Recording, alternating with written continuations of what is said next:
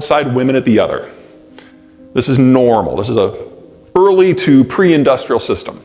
And normally when people who turn 65 retire, it doesn't matter because there's more people age 64 below that and 63 below that, and the capital structure is stable, things don't evolve.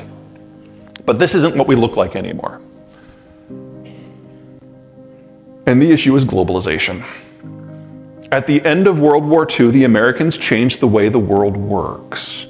And instead of having to develop yourself and defend your trade, we said that we would use our Navy to patrol the global oceans for everyone so that anyone could go anywhere and trade anything whenever they wanted. And that changed national economics. Because it used to be if you had food and coal and iron ore and oil, you could make something of yourself. Maybe you could expand into empire. But if you were lacking just one of those, you were probably a colony, a pre-industrial colony. In globalizing the system, you didn't need all four anymore. Now you only needed one. You could trade for the others. And the whole world started to develop. And that meant industrialization and especially urbanization. Because in pre-industrial, we all lived on the farm and kids are free labor, so you have a whole bunch of them. But when you move into town to take those industrial jobs, kids are no longer free labor. You live in a condo, they're just really loud, really dirty, really annoying, really expensive pieces of mobile furniture. And adults are not stupid, so we started having fewer. And if you fast forward that for 70 years, this is our demographic structure today. Suddenly it matters when people turn 65.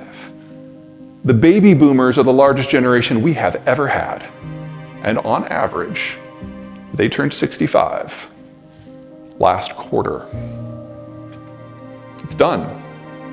The flip has happened.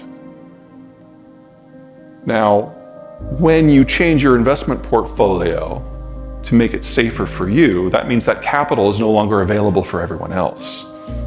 And what we're going through right now is a transition from the capital-rich environment of the baby boomers having not yet retired to the capital-poor environment of the baby boomers having retired. We're right on the precipice right now. We've already actually taken that step, which means that the capital costs in the United States compared to January of 2021 have to go up by at least a factor of 5 between then and December of this year. We're about halfway through that process right now. This is independent of anything the Federal Reserve does. This is demographics. This is locked in. So we know we are going to have higher capital costs for a very long time because we have to wait for another large generation to become capital rich. There's also a labor component. Baby boomers, largest generation ever. That also means that they were the largest workforce ever. Here's the replacement generation. They're the smallest generation we've ever had. In calendar year 2022, the difference between the exiting boomers and the entering zoomers was 400,000 workers.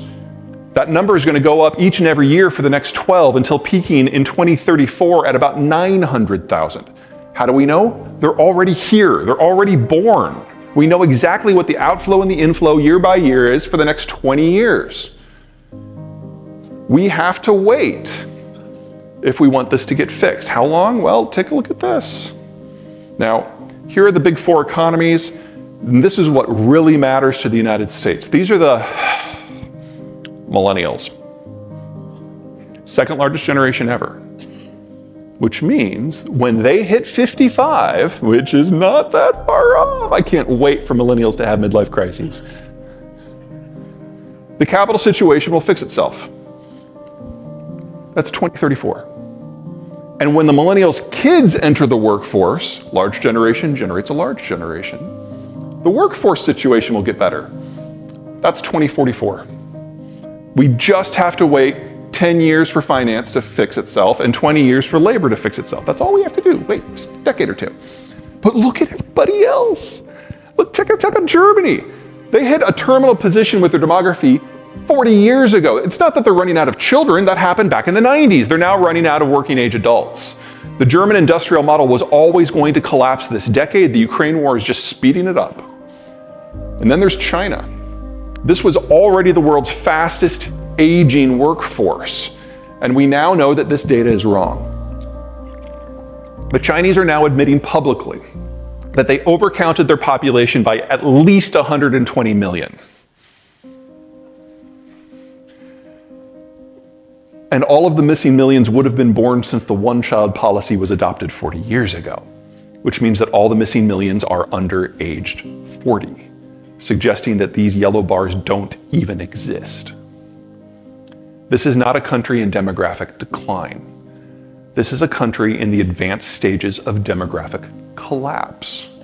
And if this data proves true, and I have no reason at this point to think otherwise, not only is a domestically driven economy impossible, they have to export, there's no young people to buy this stuff.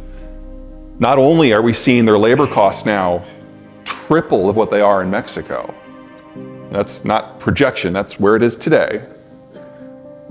You're talking about a country whose population peaked around 2012, and Americans on average have been younger than the Chinese since 2008.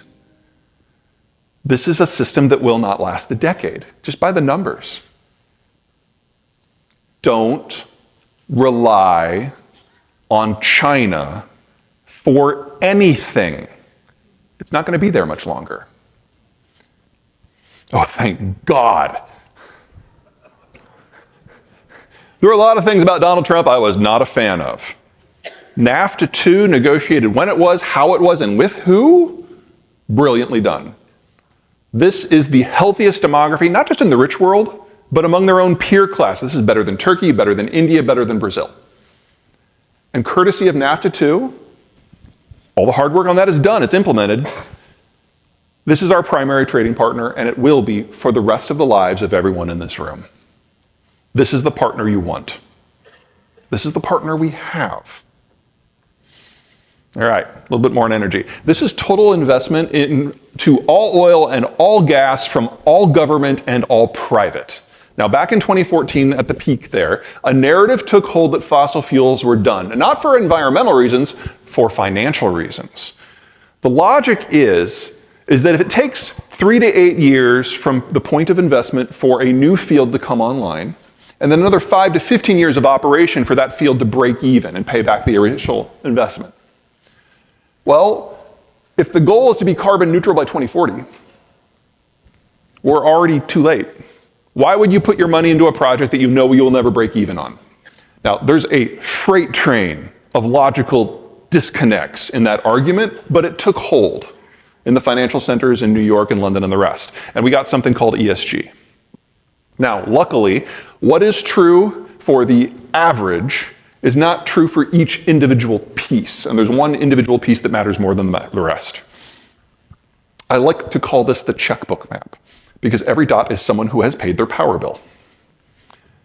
Here are the world's conventional oil and natural gas basins.